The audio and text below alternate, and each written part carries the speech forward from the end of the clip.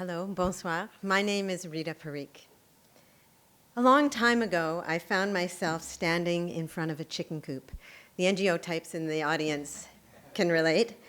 I was in the village in the Caribbean island of Trinidad and standing with a group of 6 local women. We were looking at their new roofs and television sets and telephones, and they were talking about how their lives had changed after having formed a cooperative. With training from a local NGO, they incorporated themselves. They pooled a little bit of money and they started raising and selling chickens. Together, they determined what share of the profits they'd plow back into their co-op to grow their business and what percentage they'd distribute amongst themselves. Now, a lot has been written about the knock-on benefits of these sorts of endeavors. We know that women gain financial literacy, they improve their health and education, they become empowered decision makers in their families and communities. This is transformation on a micro scale.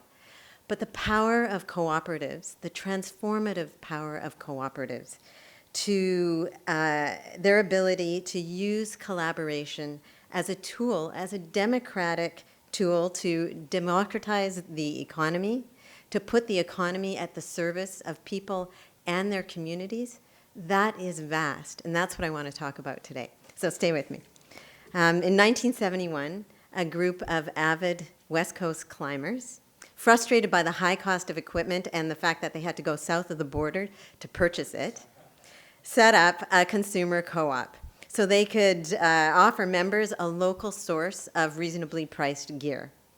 They set a lifetime share price of just $5. They cobbled together $65 so that they could bulk source some gear, and they threw open membership to anyone who wanted to buy in. Now, I know you know I'm talking about Mountain Equipment Co-op because many of you are among its more than 5 million members. And some of you received a share of its $1.8 million profit payout 2 years ago. So co-ops can scale. They are also engines of social transformation. In 1946, 14 women and men came together in Vancouver to form a financial cooperative in an effort to counter the exclusionary lending policies of the big banks. So their first loan wasn't remarkable for its size. It was only $100, but it was notable because it went to a woman at a time when women had a very hard time gaining access to credit.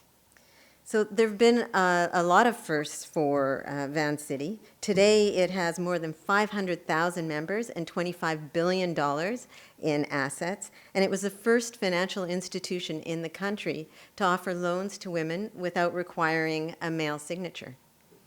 It's also the first financial institution in the country to establish socially responsible investment funds.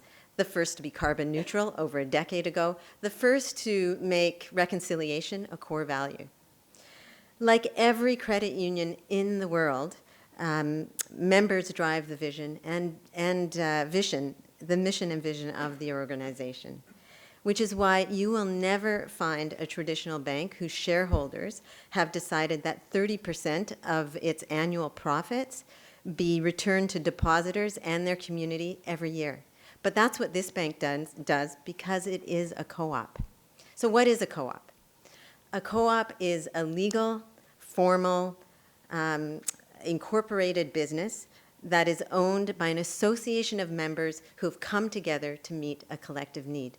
And they are all around us. So think, Cooperators Insurance, Desjardins, Gaylee Butter, Ocean Spray Cranberries, Camino Chocolate, Sunkissed Orange Juice, Home Hardware, PharmaSave, Best Western Hotels, Olympic and Iogo Yogurt. Even the NFL's Green Bay Packers is a co-op. I bet you didn't know that.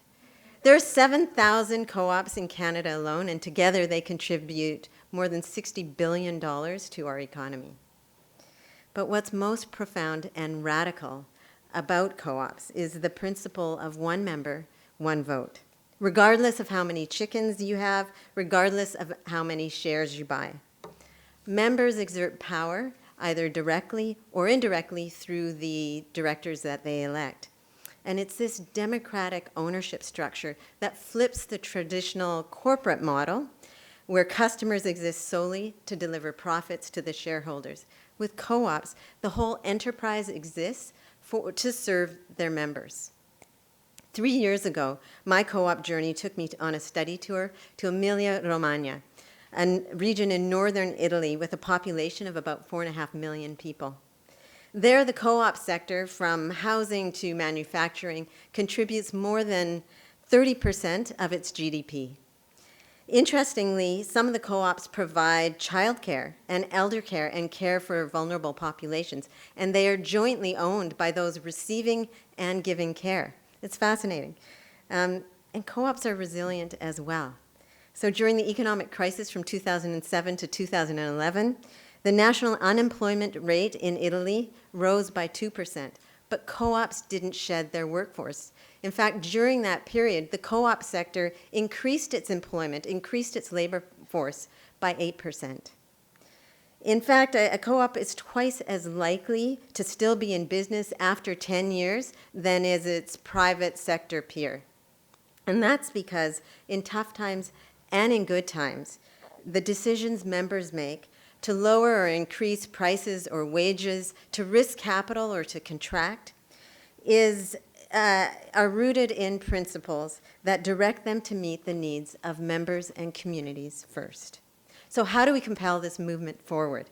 It's by creating the ecosystems that co-ops need to thrive. And it's happening. Anyone interested in engaging in the co-op economy can find boot camps, co-op boot camps, financial training, accelerator support, and university courses, and capital. Recognizing that co-ops are resilient and sustainable, banks are finally prying open their coffers and lending to the co-op sector. So we need more of these kinds of supports, but we need the legislative lift as well. For instance, factory closures in Canada are becoming a regular event with devastating impacts on workers and communities. But what if there were a law that offered redundant workers an opportunity to use their accumulated unemployment benefits to cooperatize and transform those enterprises? I know it sounds idealistic, but a law like this exists in Italy.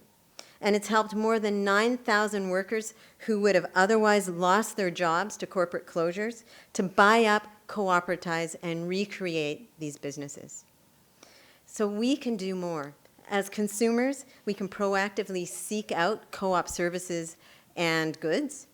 As activists, we can learn from and engage the co-op sector as we work to build and broaden democratic social movements. As private sector entrepreneurs seeking to go beyond sheer shareholder profit, we can invite co-op members to join our organizations and jump on our boards and learn from them. The power of co-ops to transform our economy and to put it at the service of people and our communities is proven by the chicken farmers and bankers and climbers and factory workers who know that democratic collaboration is just and equitable and profitable and an enduring way to create impact and have their collective needs met.